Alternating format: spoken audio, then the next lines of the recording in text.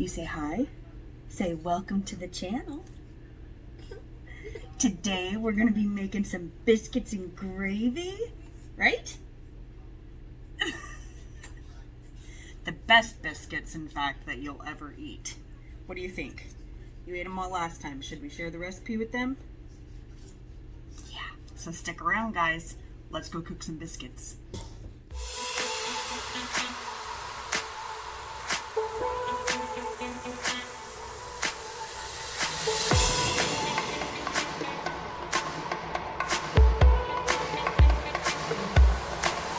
Last time, this culprit was the reason for the voiceover, but I figured why not just have her in it, because she wanted some snuggles. So, right?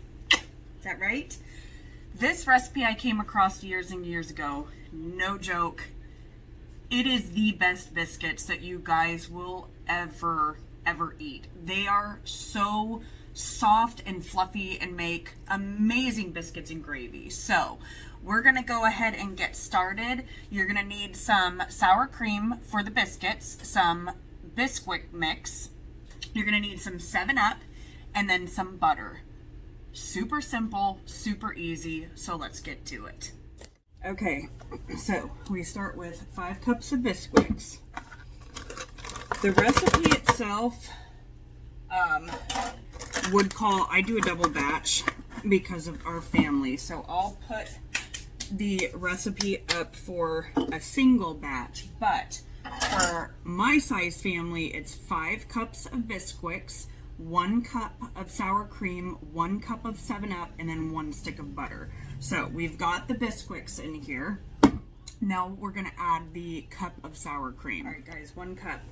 Don't use either low fat or non-fat sour cream. I should probably get a spatula. It will completely change the flavor. They're not going to taste the same. I mean, you can do what you want, but I am not responsible if your biscuits don't turn out into hot, fluffy, buttery goodness.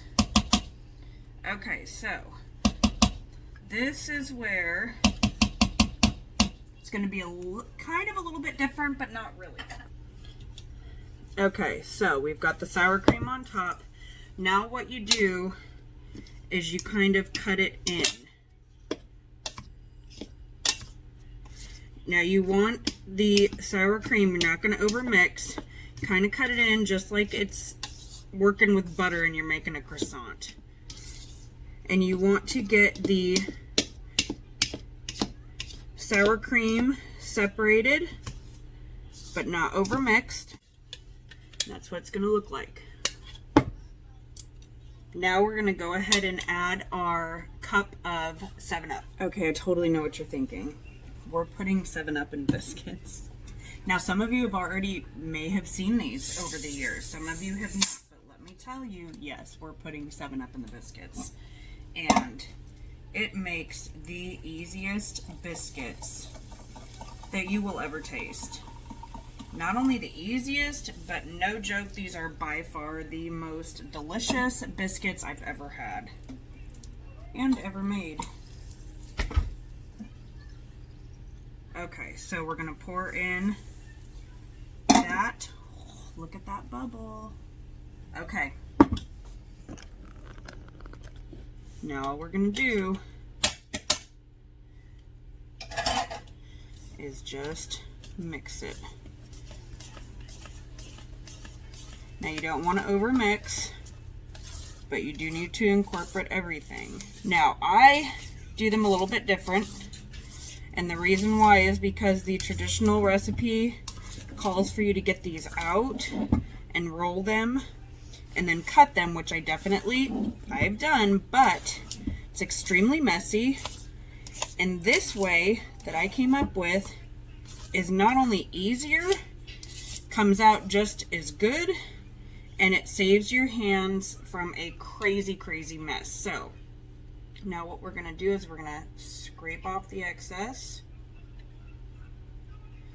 And then we're going to get some saran wrap, cover this, let it sit for 10 minutes. Make sure that you get it on here tight, and then it will rise up. All right, so just set it aside for 10 minutes and we'll go ahead and start our sausage gravy. Okay guys, so we're gonna go ahead and start with our sausage gravy. You're gonna get your stove going at medium-high heat. So first you're gonna need some garlic powder.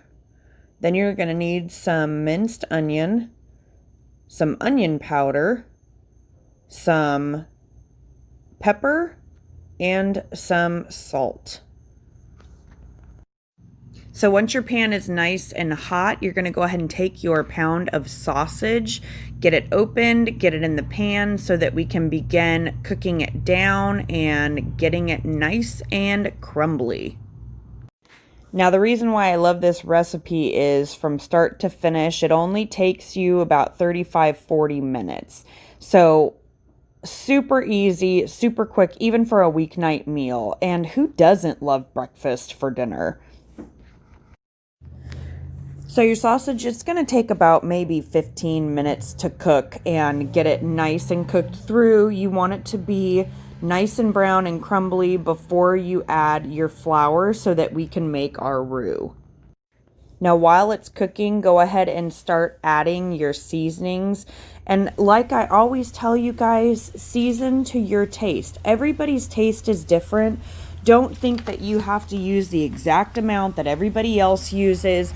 Play around with it. If you don't like garlic, omit the garlic. If you don't like a lot of crushed black pepper, don't use as much. Same with the salt. So go ahead and just add your spices. Now I did also add some paprika. It gives it a great flavor. Don't freak out though, it will make it like an orangish color at first. It does go back to white once it's cooked all the way down. Gosh, do you hear that sizzle? I wish you could smell. Smell-o-vision needs to become a thing. So what I always do when I'm making a roux is you start out with a little bit less. Don't overdo it. So right now we're gonna use half of a third of a cup. And you're going to get this in your meat, and then you're going to go ahead and give it a good stir. You want to incorporate this down. Now, how I make my roux is, once I'm looking at my meat, you can tell you almost want it to have kind of like a pasty texture on the outside of the meat. So we're going to go ahead and add a little bit more. It ended up being about a third of a cup of flour total. And then you need to make sure that you cook this down for several minutes so that the flour taste gets cooked out. Okay, so same thing, less is more. Start with a cup of half and half, get it stirred up. I ended up adding another cup, bring it up to a low boil, and then turn it down to simmer, and you're gonna let this sauce thicken up. You can always add more cream, so don't over add because you want to thin it down as it goes. Okay, now we need our stick of butter. You're going to cut it up, put it in a cup, heat it up, melt it, and then we're going to start getting our biscuits in our pan. Okay, so with your cup of butter, you're going to pour most of it out into your pan on the bottom. Reserve a couple tablespoons so that you can brush the top of your biscuits once they're in there. And then go ahead and just shake that pan and get that butter everywhere. You want the whole bottom covered.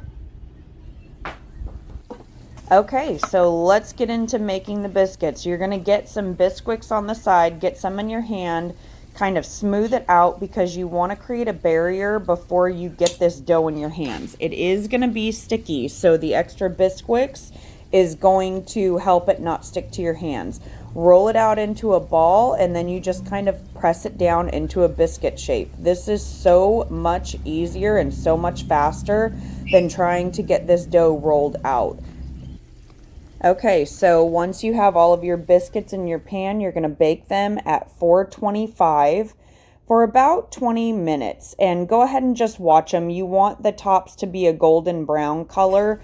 And then you can also just take a knife, put it in the center. If it comes out clean, your biscuits are done. Now let's plate up and give it a taste test. All right, so we got it done. Here's peanuts, right? You want to try your bacon? Mmm. She's still trying to figure out if she likes bacon, although I think she's going to be a big bacon fan. And then here's the biscuits and gravy. All right, let's give it a try, guys. So that's what it looks like up close. Look how fluffy, if it'll focus, that biscuit is. What do you think? Is it good? Yeah? You want to taste the biscuit? You still working on the bacon?